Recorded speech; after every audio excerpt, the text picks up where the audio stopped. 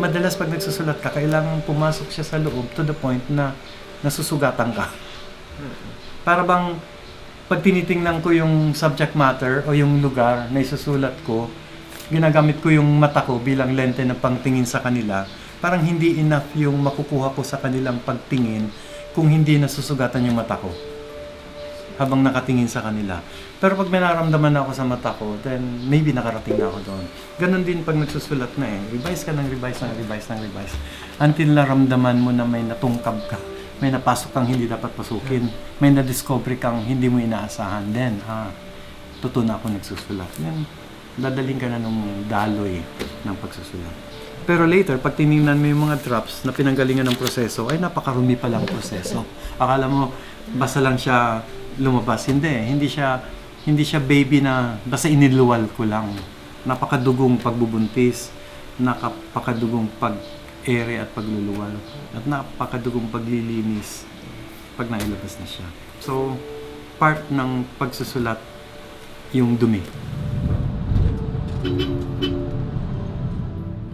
Mula nang dumating si Ricardo Lee sa Maynila noong dekada 60, galing sa Bicol kung saan siya lumaki, sumulat siya sa wikang Pilipino at nalathala ang kanyang mga maikling kwento sa Filipino Free Press.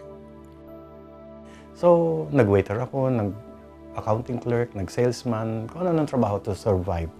Pero habang nagtatrabaho ko ng kung ano-anong trabaho, laging nasa mind ko na kaya kong kumita ng pera at mabuhay bilang isang writer. So on the side, lagi akong nagsusulat. Umani siya ng mga gantimpala mula sa mga pangunahing timpalak sa malikhaing pagsulat. At naiangat niya ang antas ng paggamit ng wikang Pilipino. Hanggang dumating yung punto na nagsulat ako ng isang short story na nanalo sa Palangka, Servando Magdamag, pero ina-assign siya ng ilang kaibigan ko sa kanilang mga estudyante at pinabasa niya sa akin yung report ng ibang mga estudyante na talagang dumaraing na ano ba naman tong short story ito, ang hirap-hirap maintindihan, hindi kami makasakay. So, inisip ko na gagawa ko ng short story na maintindihan ng mga kasama ko sa Nara dormitory. Yung maintindihan ng mga kaklase ko, maintindihan ng mga kaibigan ko. Mga kwento na nagkukwento tungkol sa buhay ng mga kababayan natin sa palibot and maintindihan ng Pilipinong nagbabasa. Mula noong dekada 70 hanggang sa kasalukuyan, ay patuloy niyang isinusulong ang pambansang wika sa kanyang mga kwento, dulang pampelikula at pantanghalan, sanaysay at nobela. Hindi ko pa nare-realize noon na ang dami-dami ibang wika sa ating bansa na dapat lahat equally tulungan na mag-bloom, mag-prosper. Ang labanan lang noon is magsusulat ka sa English o magsusulat ka sa Tagalog. Ganun ka lang kakitid pa. And so, syempre, I took the side of magsusulat ako sa Tagalog. Ipinakikita ng kanyang mga akda ang husay ng isang manunulat na mapagmasid at mapanuri.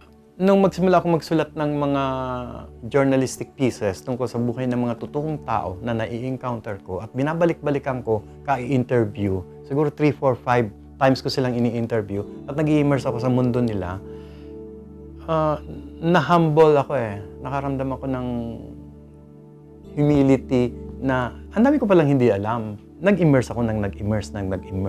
Like when I did the Batang Lansangan series, halos every night nakababad ako sa kanila, tinuturuan nila akong mag-rugby.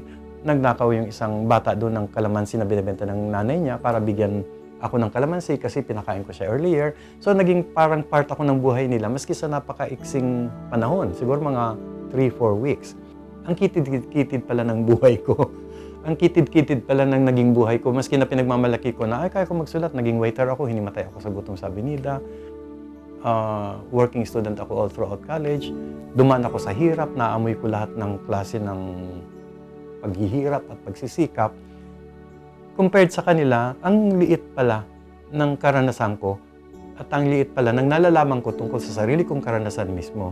So mas luminaw sa akin kung saan ako nakalugar bilang ako at bilang writer dahil sa kanila. Patuloy siyang nagtuturo at nagdudulot ng inspirasyon at gabay sa mga bagong manunulat. Ito ay sa pamamagitan ng mga palihan sa malikhaing pagsulat. I think naman ang Pilipino basically talaga palabasa. panahon pa man ng mga comics, hanggang ngayon, hanggang pagbabasa ng blog, pagbabasa ng text, pagbabasa ng mga pinopost, palabas na tayo eh. Ang problema, wala naman silang resources, wala naman silang kapasidad na magkaroon ng access sa lahat ng dapat mabasa.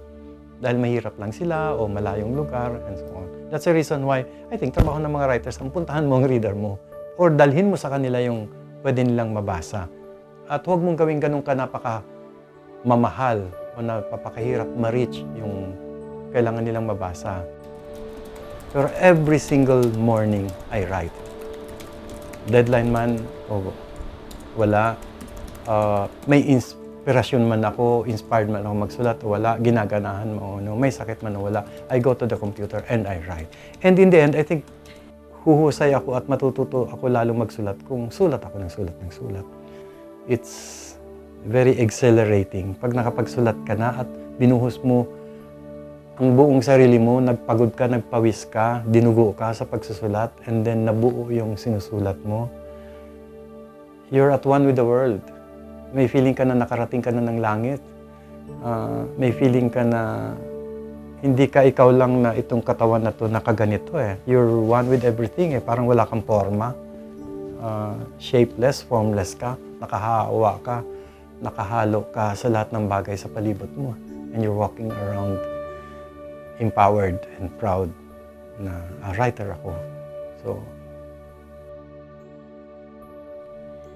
para sa kanyang malaking iniambag sa pagsulong ng pambansang panitikan at wika, sa pamamagitan ng kanyang mga akdang mapanuri, mapag-imbestiga, at tumatawag ng pagkilos tungo sa isang makatarungan lipunan, ipinagkakaloob ang Gawad CCP para sa sining Panitikan ngayong 17 ng Setyembre taong 2015 kay Ricardo Lee.